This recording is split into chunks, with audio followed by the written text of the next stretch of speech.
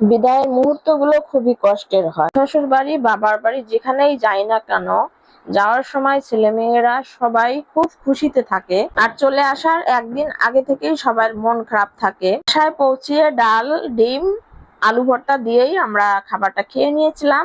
আসসালামু আলাইকুম, কেমন আছেন আপনারা সবাইকে ওয়েলকাম জানাচ্ছি আবারও নতুন একটা ব্লগ ভিডিওতে। আশা করি পুরো ভিডিওটি দেখবেন, ভালো লাগবে। এই তো আপনাদের ভাইয়ার ছুটি শেষ, আমাদের ঢাকায় ব্যাক করতে হবে। তো আমরা চলে আসতেছি। বিদায়ের মুহূর্তগুলো খুবই কষ্টের ছিল, সবাই কান্নাকাটি করছিল, আর এই মুহূর্তগুলো আসলে কাউকে বলে বোঝানো যায় না। তো আমাদের গাড়িও ছেড়ে দিল আস্তে আস্তে। কুমিল্লা ছেড়ে আমরা ঢাকার উদ্দেশ্যে রওনা দিলাম। দুদিন আগেই ঢাকা চলে এসেছি, কিন্তু আমার ভিডিওটি শেয়ার করা হয়নি। থেকে কুমিল্লা যাওয়ার পথে আমরা ভিডিওটি শেয়ার করেছিলাম, তো বিদায় বেলাটা শেয়ার করা হয়নি, তো মনে কিছু করবেন না। এখন আসলে ব্যস্ততার কারণে এখন শেয়ার করছি। তো আমাদের মন খুবই খারাপ, বিশেষ করে আমার শ্বশুর শাশুড়ি সবাই কান্নাকাটি করছে, আর ছেলে মেয়েরা ও মন খারাপ।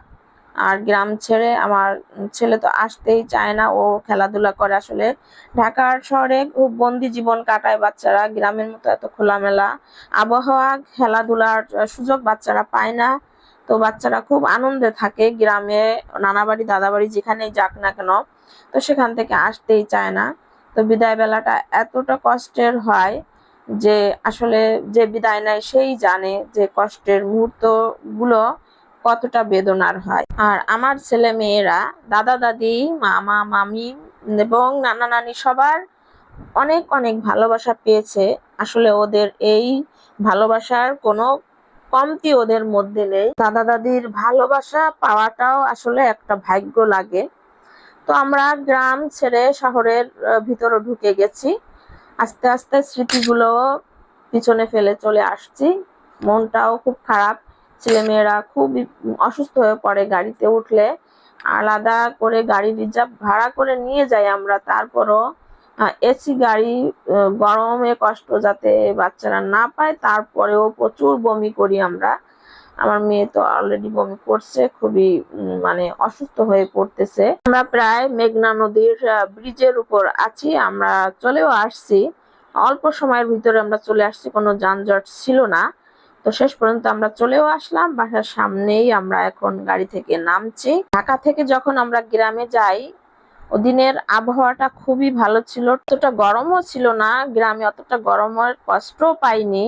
আর ঢাকায় আসার পর এই 2-3 দিন হলো প্রচুর গরম পড়ছে। তো বাসায় ঢুকে, বাসায় তো অবস্থা খুবই খারাপ, ধুলাবালি পড়ে বিছানা সবকিছু উল্টে রেখে দিয়ে গেছিলাম। তো সবকিছু ঝেড়ে ঝুড়ে পরিষ্কার করে নিচ্ছি। আর কোথাও গেলেই বাসার অবস্থা যা হয় আর কি, আপনারা সবাই জানেন। তো আমি বাসায় ঢুকে আমি একটা কাজই আগে করে নেই, বিছানাগুলো আমি সুন্দর করে ঝেড়ে নিব, তারপর হচ্ছে ঘর ভালো করে ঝাড়ু দিব, তারপর ঘর মুছে নিব। এই 3টা কাজ না করলে আমার ভালোই লাগে না, আমার নিজের কাছে ফ্রেশ লাগে না। তারপরে হচ্ছে রান্না খাওয়া, বাকিটা সব কাজ করে নেই। ঘর পরিষ্কার করে মুছে তারপর হচ্ছে আমার শাশুড়ি কিছু গাছের পেঁপে, তারপর হচ্ছে মাটির আলু, এই নারকেল, অল্প অল্প কিছু জিনিস দিয়ে দিয়েছে, গাছের লেবু আর কুমড়ো শাকগুলো সুন্দর করে বেছে দিয়েছে। কুমড়োর ডগাগুলো খুবই কচি ছিল, তো আমি রেডিমেড আর কি খেতে পারবো, কষ্ট হবে না। তো এসেই ঝটপট করে ডিম আলু সিদ্ধ করে একটা ভর্তা বানিয়ে নেব।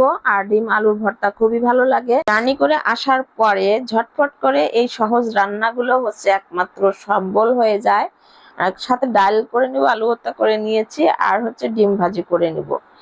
এটা দিয়েই আমরা খাবারটা চালিয়ে নিয়েছি আলহামদুলিল্লাহ। খুবই ভালো লেগেছে খাবারটা। ডিম শুধু আমার ছেলে আলবি খাবে, এজন্য ওর জন্য একটা ডিম ভাজি করে নিয়েছি। ডিম ভাজি অতটা আমরা পছন্দ করি না। ভিউয়ার্স, আপনারা সবাই ভালো থাকবেন। আমার ছোট ছোট ব্লগ ভিডিওগুলো যদি আপনাদের ভালো লেগে থাকে তো লাইক কমেন্ট শেয়ার করে পাশে থাকবেন। এখানেই বিদায় নিচ্ছি, আবার চলে আসবো অন্য কোনো নতুন ব্লগ ভিডিও নিয়ে। সে পর্যন্ত আপনারা ভালো থাকবেন, সুস্থ থাকবেন। আল্লাহ হাফেজ সবাইকে। আসসালামু আলাইকুম।